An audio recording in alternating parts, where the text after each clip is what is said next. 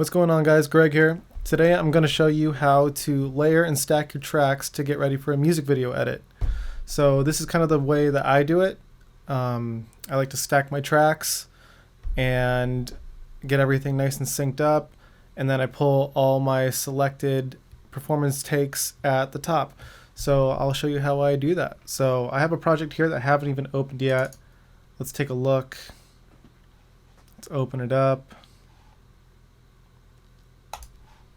Just got this video the other day. Okay, cool.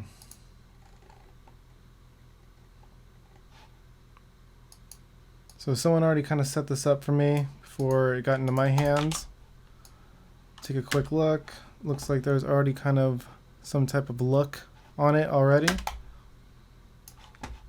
And let's get started. Let's take a look at our footage. Looks like there's some B-roll here. Switch this up. I like to edit in a tall project, as so I like to call it. Let's get the music track out here. It's already in another bin.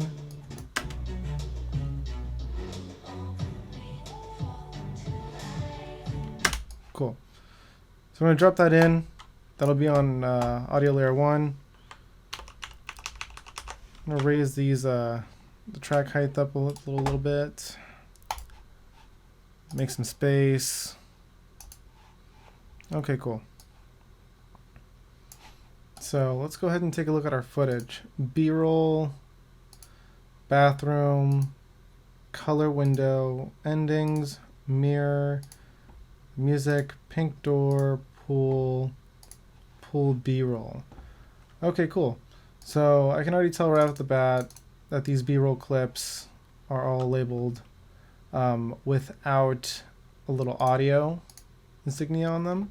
So everything with is a performance take. Now, when they shot this, they did not actually record audio or scratch track or even have timecode. So we're going to sync everything up today by sight and with our ears. It's going to be great. So here we go. Now there's multiple ways of doing this, and this is just the way that I like to do it. We're going to go through, find the performance takes. Here's one right here. Let's drag it down. Let's have a little breathing room.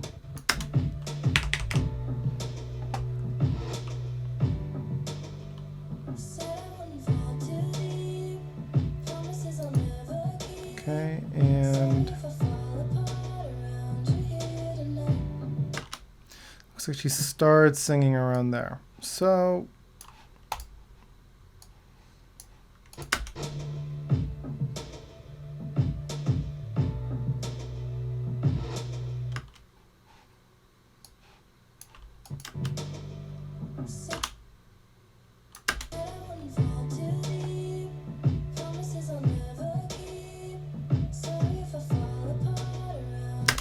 all right, close.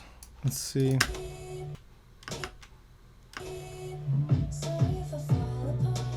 All right, I like part better. So she starts opening her mouth right there. Let's put a marker.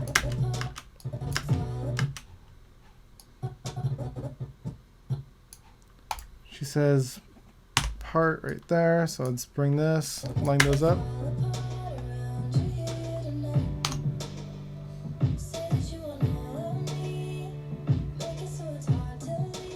Cool. All right, awesome. So that's one.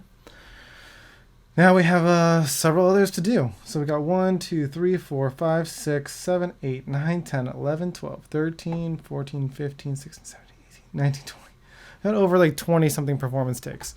So this is going to take a little bit, especially since we don't exactly know where she's exactly saying her lines and everything and singing. So let's keep stacking.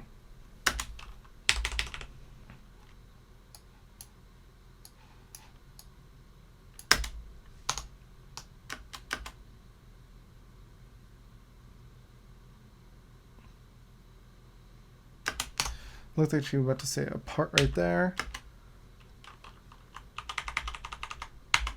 Part. So let's drop that. So apart.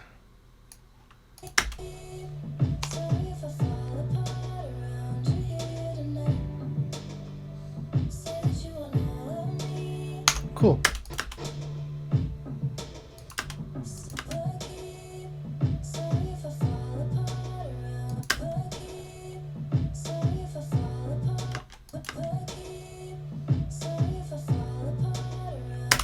Awesome. All right, let's go to the next one. So this is colored window.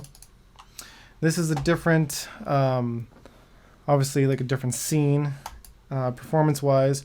So what I like to do is color code and performances. So these two that we just sank up, I'm labeling them as cerulean blue.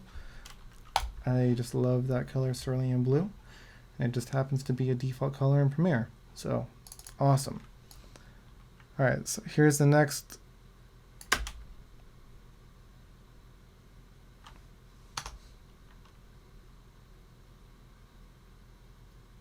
It looks like she was saying a part right there.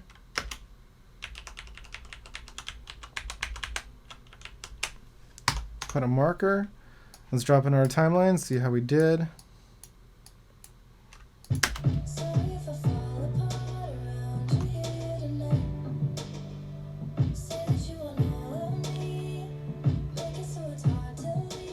Cool. Perfect. We are killing it, guys. All right, so this is a red room. Let's label this as pink.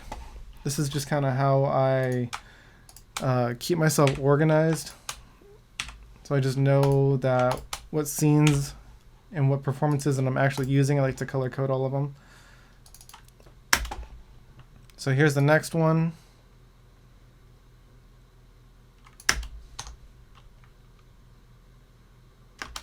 There's a part.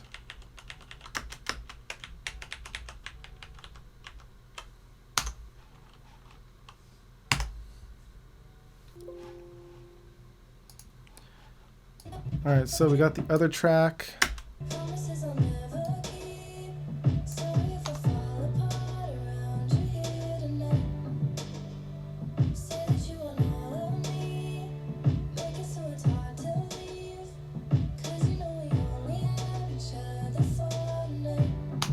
Okay, cool. Looks good. And let's just keep stacking these up.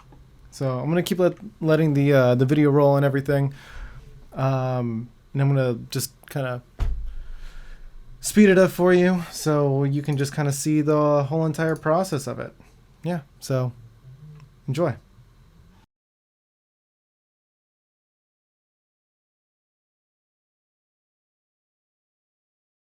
All right, guys. So I just sank up the last performance track. Or take, I should say. And we're doing pretty good. So we have about 21 layers of performance.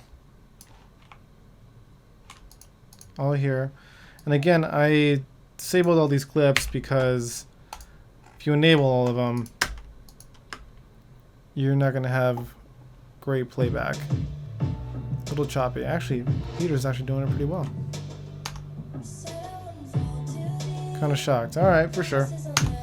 Well, anyways, so normally I'll disable all these and work off these layers. So right now I'm going to collapse these because I don't mind working with smaller tracks. And what I'm going to do is actually add, let's see, we're at 21 tracks. I'm just going to go ahead and add another 10 tracks. And how I like to cut this up is go through and I actually enable and disable all the different tracks.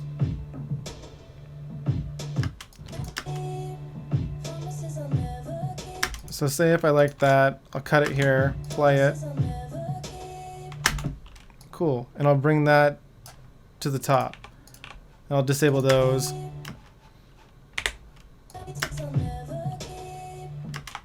let's see. Let's go to another performance. We'll enable this one. Enable these tracks. Disable. That's a close-up.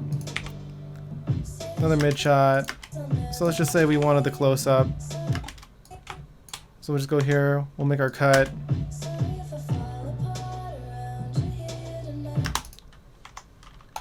And we'll bring it to the top, just like that. And we'll keep enabling and disabling the tracks. So, yeah, and then you just kind of build it out for your whole entire edit throughout the whole performance. And don't worry if like something doesn't look great or anything like that, because later once you go through your B-roll, like we have our selects here, boom. These selects, we'll be going through our selects, and you know, just for the sake of argument, say we like it when he just picked up his glass right here. Just gonna cut it there. He takes the swig, cut it there, and I like to raise it to track 2.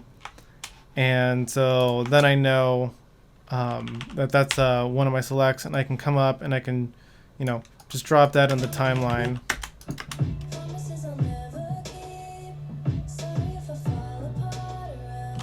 So, and we'll go ahead and just build it like that. I'm not going to put that there, and I'm not even going to select that because I'm actually going to go through and edit this video. These I'm going to just drag back down. And yeah, so I hope you guys really got something out of that. This is one way to edit a music video, and a lot of people can stack them to the top, the clips that you want and the takes that you want, and some people like to stack it down at the bottom. It's all preference. So I like to take it at the top. So, all right, cool. So I hope you guys enjoyed this, and if you have any questions, comments, just let me know. Catch you later.